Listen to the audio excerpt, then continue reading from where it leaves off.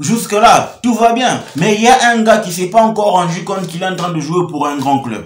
Il y a un gars, pour lui, il se prend pour une diva.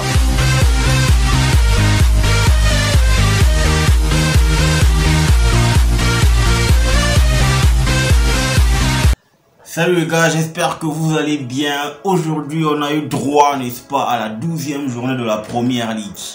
Ce soir, on nous a concocté des bons matchs. Ce soir, la Première Ligue nous a réservé, n'est-ce pas, des bons matchs. Les Red Devils, les Red de Liverpool sont de retour. Jürgen Klopp et ses troupes sont de retour. Pourquoi je dis ça? Parce que je sens que cette équipe-là commence à redevenir compacte. Que cette équipe-là commence à redevenir l'équipe de Liverpool que l'on connaissait.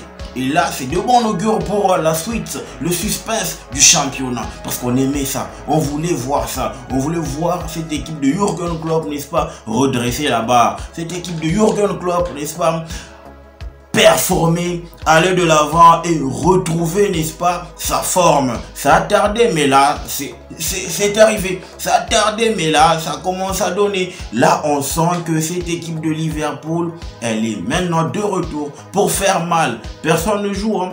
Compact, 1-0 face à West Ham, compact, et ça n'a pas joué. On va voir ce que nous a concocté, n'est-ce pas, les deux entraîneurs, David Moyes d'un côté avec son équipe de West Ham, ainsi que Jürgen Klopp de l'autre avec son équipe de Liverpool. On va voir ce que nous a concocté ces gens, n'est-ce pas, par rapport à la compo. On commence avec l'équipe de Liverpool. L'équipe de Liverpool aligne Alisson, Trent Arnold, Joe Gomez, Van Dijk, Tsimikas, Henderson, Thiago, Carvalho, Salah, Firmino et Darwin Nunez.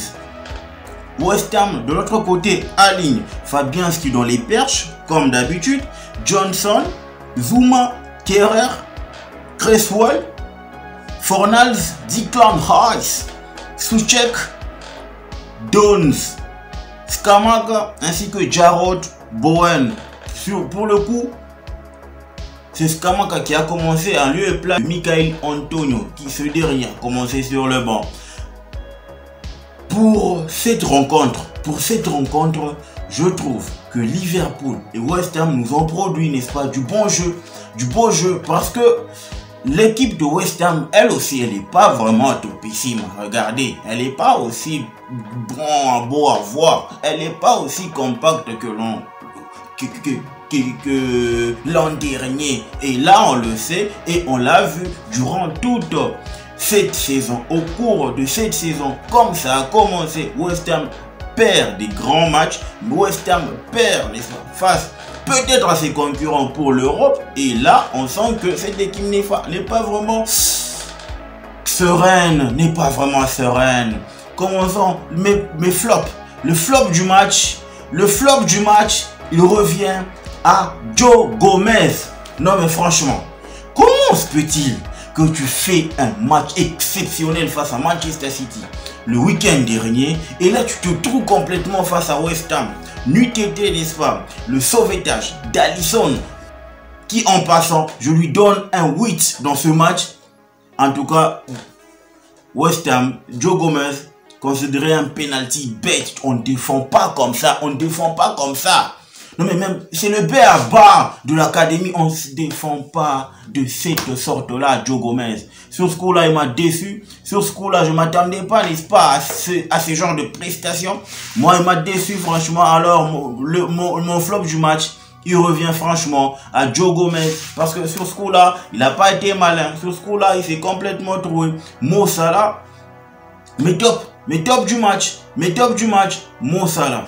Mo Salah, encore une fois, il a été au collectif. Il a joué. Et le gars que moi j'attendais, c'était Darwin Nunez. Parce qu'il s'est raté, n'est-ce pas, lors du derby face à Manchester City. Il se devait, n'est-ce pas, de récidiver ou encore de redorer son image. Ouais, il a bien fait en marquant le but de la victoire, en donnant les 3 points à l'équipe de Liverpool. Et ça, c'est ce qu'on veut voir d'un attaquant.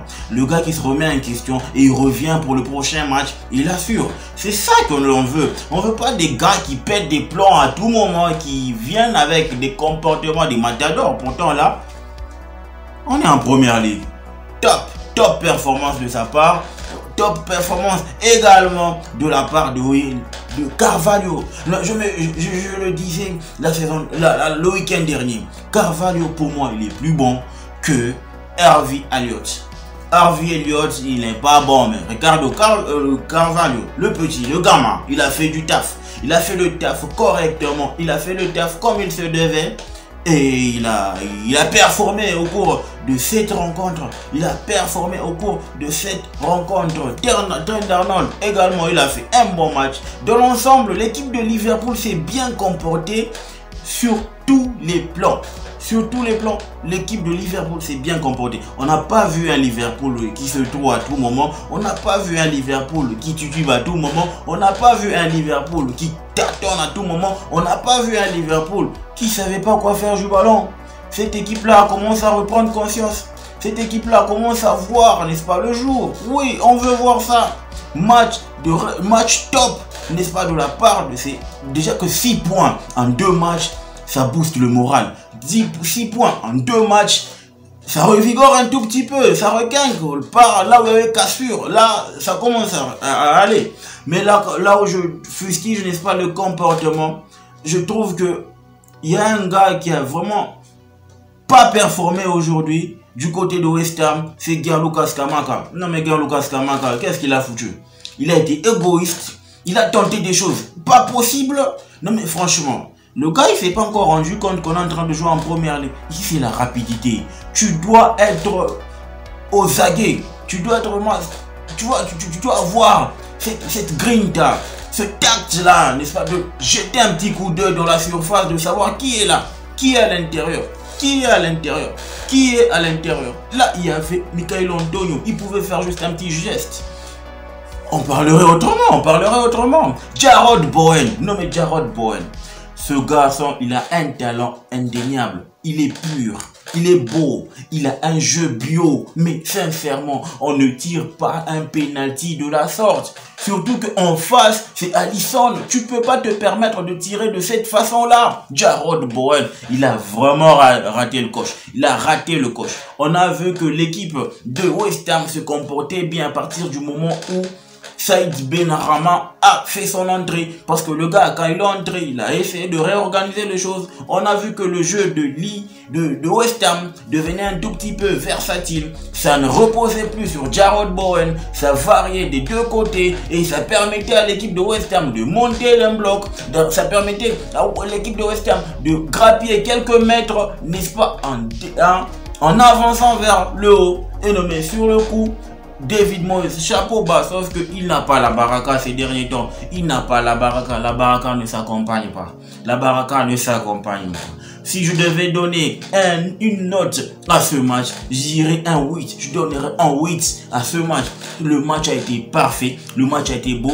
Quelques gestes techniques, quelques blocs, quelques défenses, quelques attaques. Et on a senti qu'il y avait un bon match entre Liverpool et West Ham. Ces deux gars-là ne nous ont pas déçus. Ils nous ont produit un très beau jeu. Je compacte, pas trop de déchets, pas trop de galanterie. Non, mais il y avait quand même un rendez-vous d'hommes. Un rendez-vous d'hommes entre ces deux équipes. Et moi je me dis, top de la part de ces deux équipes. Ils ont produit un match parfait. L'homme du match, pour moi l'homme du match c'est Alisson. Alisson, il fait des arrêts qu'il fallait, il fait des sorties qu'il fallait, il arrête un péno qui donne, n'est-ce pas, les 3 points à l'équipe de Liverpool. Pour moi, il rafle le trophée d'homme du match. Pour ce match, pour cette 12e journée, il a été, n'est-ce pas, le dernier rempart de l'équipe de Liverpool. Surtout que le week-end passé, il a fait un match exceptionnel en délivrant, n'est-ce pas, une passe d'ess à Mohamed Salah. Et aujourd'hui, il arrête un péno. Non mais ce garçon, il est en train de mettre la barre très haute, tu vois. Ce garçon est en train de se rendre compte que là, c'est maintenant ou jamais, parce qu'il est en mode Coupe du Monde activé, c'est tout. Il a activé le mode Coupe du Monde, il est là pour tout casser. Il vient pour tout casser, parce qu'avec ce moral, ce mental là, je me dis que Alisson est de retour. Alisson est de retour. C'est pas le Alisson qui a pris des triplés, des buts gags face à des équipes lambda, mais c'est un Alisson qui a pris conscience qu'il fallait qu'il soit le dernier rempart de l'équipe de Liverpool. Ça, j'ai aimé. Il a vraiment performé au cours de cette rencontre. Chapeau à Alisson Becker. Le gars, quand on le regarde, il n'a rien à voir ça n'a rien à voir d'un joueur. Ça n'a rien à voir. On dirait un mannequin. On dirait un mannequin italien, le gars, Paolo Rossi, je sais pas quoi. Le gars, il se prend. Mais quand il est sur le terrain, non mais tu sens que ça, c'est un gardien de football. Ça, c'est un gardien de football. De l'autre côté, on attendait impatiemment, n'est-ce pas, la poursuite de la bonne saison, la poursuite de la renaissance de cette équipe de Chelsea avec l'oncle, n'est-ce pas, d'Harry Potter, Graham Potter. Mais ça n'a pas été, ça n'a pas donné aujourd'hui, ça n'a pas donné. Ils ont poussé au début du match. Le match a commencé avec un tout petit peu l'équipe des Bees. L'équipe de Brentford a fait le jeu. Les 25 premières minutes, l'équipe de Brentford a fait le jeu. Les 25 premières minutes, l'équipe de Brentford a bousculé Chelsea jusqu'à les remettre à leur place, jusqu'à ce que Chelsea ne puisse pas sortir réellement de son camp. Question de contrecarrer, n'est-ce pas, les assauts de l'équipe de Brentford. Non mais quand tu as Mbeumo, tu as Ivan Toney, d'ailleurs je sais pas ce qu'il est en train de faire. Voyons d'abord ce qu'ils nous ont concocté comme plan, Thomas Frank ainsi que Graham Potter. On commence avec l'équipe qui recevait Brentford. Brentford commence avec David Raya, un très bon gardien, Roslev, Ben Mee, Zanka, Pinnock, Henry, Jenelt, Jensen, Onyeka, Mbeumo ainsi que Ivan Toney en capitaine.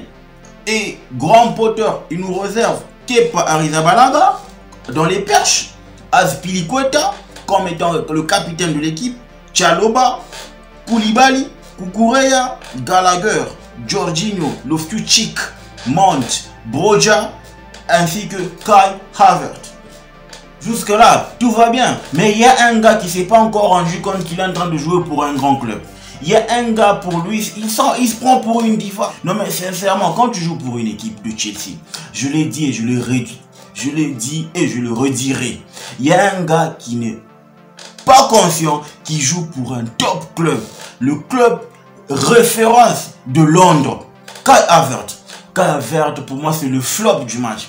Jamais il n'a pris conscience qu'il était en train de jouer au football. Jamais il n'a pris conscience qu'il était, n'est-ce pas, la référence de l'attaque de cette équipe de Chelsea. Parce que tout reposait sur lui. Question de permettre à ce que ses ailiers lui trouvent et que lui se mette en bonne posture. Question de marquer un but. Mais avec cette nonchalance, cette nonchalance de Kai Havertz, ce gars il m'énerve. Ce gars, il m'énerve. Jamais il ne performe au bout de 6 rencontres consécutives. Non mais sérieux, le gars qui a été payé pour plus de 85 millions d'euros à nous produire ce genre de résultats-là, il a été à l'origine du limogeage de Frank Lampard, il a été à l'origine du limogeage de Thomas Tuchel. Non mais sérieux, à quand tu vas te relever? À quand tu vas te relancer? Non mais sérieusement, prends conscience que tu es en train de jouer pour un grand club. Kai Havertz, tu dois faire mieux. Tu dois faire mieux, gamin. Tu dois faire mieux. Pour moi, je t'attends au tournant à ce que tu puisses prendre, n'est-ce pas, conscience. Non mais sérieux, même non mais il a une patte gauche exceptionnelle. Mais il veut pas s'en servir. Il veut pas changer sa mentalité. On veut des gagneurs, on veut des matadors, on veut des guerriers dans ce championnat, dans cette attaque de Chelsea. Non mais sérieusement, quand tu viens avec une mentalité de diva, une mentalité de bébé, sérieux, tu n'aides pas ton équipe à pouvoir performer, tu n'aides pas ton équipe à aller de l'avant, tu n'aides pas ton équipe à remporter des points, des titres. Depuis son match face à Manchester City en 2021 lors de la finale de l'UEFA Champions League, le gars il se prend pour une diva. Ça y est, il est arrivé au sommet. Ça y est, vous pouvez lui donner tout. Vous pouvez tout faire. Lui il n'est pas là. Il a déjà donné le titre. Pourtant c'est pas ça. On veut d'un gars qui a conscience qu'il joue pour un club. Aujourd'hui je vais essayer de le lyncher parce que pour moi il m'énerve. C'est le gars qui m'énerve dans cette attaque de Chelsea. Pourtant il a le potentiel énorme. On dirait que ça l'enchante. Il joue très bien quand il veut et il joue mal quand il veut. Pour lui, c'est lui son propre patron. Non mais sérieux, ça marche pas comme ça. Ça marche pas comme ça. Grand porteur doit prendre ses responsabilités parce que ce gamin, ce gosse n'a pas encore pris conscience qu'il joue pour l'équipe de Chelsea. Sérieux, il joue pour l'équipe de Chelsea. Mais top à moi. Moi je pense que pour ce match, le top, on va se cafouiller.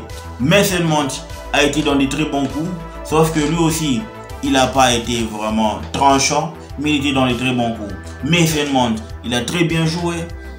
Broja, nuit était, n'est-ce pas, son manque de coup d'œil, n'est-ce pas, question de donner la balle à son coéquipier qui était dans la surface, à Mason Mount qui était tout seul, question de marquer le but côté Chelsea.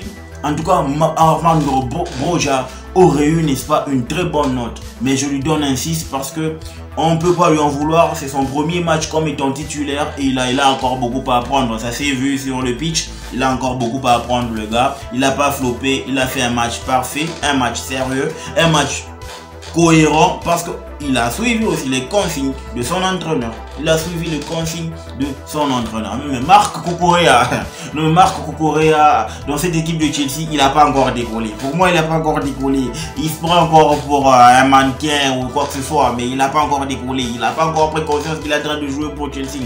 Il a quelques petits déchets, quelques erreurs, mais qu'il doit gommer, n'est-ce pas, à l'avenir. Parce que quand tu joues pour une équipe de Chelsea, tu dois performer. Tu dois être fort mentalement, physiquement, techniquement, pour être au top. Chose qui a pérennisé, n'est-ce pas, la titularisation de Ben Chilwell. Aujourd'hui, il était au repos et on a vu que Pep Cucurella n'a pas vraiment grappillé des points. Parce que sur ce coup-là, il devrait grappiller des points. Question de mettre, n'est-ce pas, en avant sa titularisation prochaine. Parce que surtout que United, il va jouer contre United. Mais là, Chelsea, je me dis, Cucurella n'a pas vraiment fait un très bon match. Koulibaly également, il a fait un match parfait, un match sérieux, même si c'est troué, mais il a quand même performé durant cette rencontre parce qu'il commence à prendre conscience que en Angleterre, c'est la rapidité. En Angleterre, tu n'as pas droit à somnoler sur le terrain, sinon tu te prends un rouge, soit tu te prends le vent et c'est tout.